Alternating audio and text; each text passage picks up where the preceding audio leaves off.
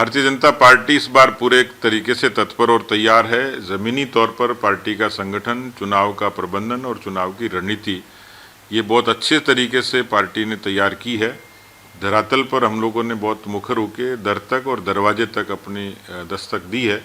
मुझे पूरा भरोसा है कि जिस तरीके से दिल्ली की तैयारी है, हम लोग दिल्ली को निश्चित रूप से बहुमत के साथ फतेह करेंगे। लेकिन चुनौती मानते हैं आप, क्योंकि दिल्ली में आम आदमी पार्टी की सरकार है? देखिए, जब तक परिणाम नहीं आएंगे तब तक चुनौती की चर्चा होगी, लेकिन मुझे लगता है कि इस बार बीजेपी को एक तरफा मैंडेट मिलेगा। हम पूरे बहुमत की अच्छी सरकार बनाएंगे, क्योंकि केजरीवाल का नकाब, आम आदमी पार्टी का पाखंड, ये जनता की नज़रों में उतर चुका है। कांग्रेस को किस तरीके से देख रहे हैं?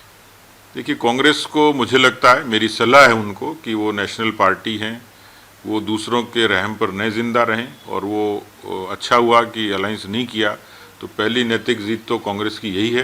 कांग्रेस को ये चुनाव ताकत से लड़ना चाहिए ताकि उनका वजूद बचा रहे। हरियाणा बीजेपी के नेताओं की किस तरीके से दिल्ली विधानसभा चुनाव में भूमिका रहेगी, किस तरीके से प्रचार किया जाएगा? हरियाणा ने राजनीति के एक मिथक को तोड़ा है, और इसलिए हरियाणा के कार्यकर्ताओं ने, नेताओं ने एक अच्छा चुनाव लड़ा।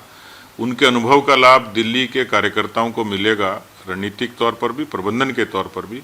तो दर्जन भर से भी ज़्यादा हमारे प्रमुख लोग, जिसमें कैबिनेट स्तर के लोग शामिल हैं, सांसद शामिल हैं, वो दिल्ली को फतेह करने के लिए हरियाणा की तरफ से पूरे नैतिक तरीके से जुटे हुए हैं। जिस तरीके से आम आदमी पार्टी ने कई योजनाओं का वादे किए कि ये योजना अगर सरकार बनती है तो ये योजनाएं जो है दिल्ली में लागू की जाएगी, लगता है कि इससे कहीं ना कहीं जनता में प्रभाव पड़ेगा?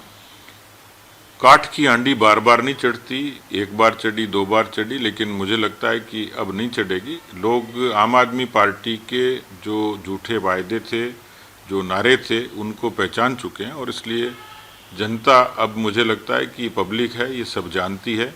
इस बार दिल्ली की जनता दिल से वोट करेगी, बीजेपी को वोट करेगी। इलेक्शन कमीशन आज प्रेस कॉन्फ्रेंस कर रहा था, उन तमाम मुद्दों पर जो है उन्होंने जवाब दिए, चाहे ईवीएम को लेकर सवाल खड़े हों, चाहे हेलीकॉप्टर को लेकर महाराष्ट्र में जिस तरीके से चर्चा हुई है कि मेरा हेलीकॉप्टर चलने दिया, उनका नहीं चलने दिया, उन तमाम मुद्दों पर जो है अपने जो है उन्होंने जवाब दिया है।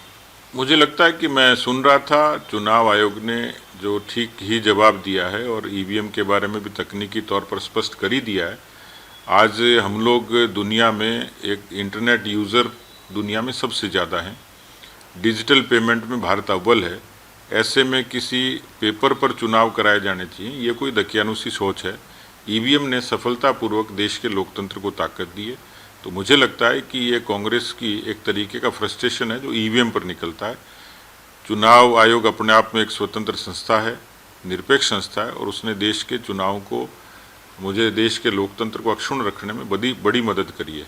इसलिए मुझे लगता है कि इस तरीके के बयान, इस तरीके के आरोप, ये उनके फ्रस्ट्रेशन का ही एक नतीजा मुझे लगता है।